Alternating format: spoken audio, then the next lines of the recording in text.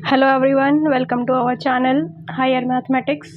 In this video lecture, I am going to discuss next PYQ of real analysis asked in csirnet 2019. So our question is, let fx is equals to x sine 1 upon x for x belongs to 0 to 1 interval and 0 for x is equals to 0, and gx is equals to x of fx for x in between 0 to 1.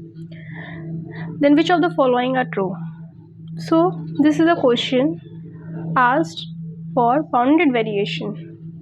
So we can use the trick here and solve this question. What is that trick is, if function, let f be a function defined in 0 to 1 interval to r such that f of x is equals to x alpha sine 1 upon x beta, where x not equals to 0 and 0 x is equals to 0, then f is bounded variation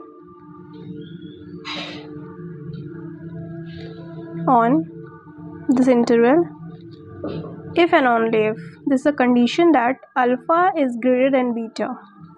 This is a condition for a function to be a bounded variation if this type of function is there and it is defined in this region.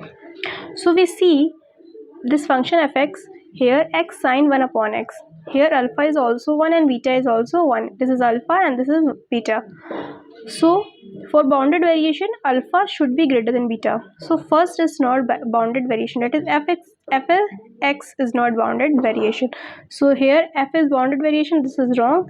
F is not bounded variation, this is correct. Next, what is asked?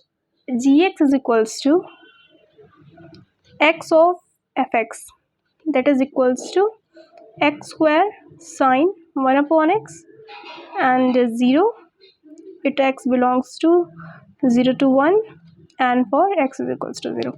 Here we see alpha is greater than beta. So this function gx is bounded variation as it satisfies this condition. This condition should be, you have to know this condition for solving this question. So this is bounded variation, this is not bounded variation. We use this condition. This is a trick we have to know.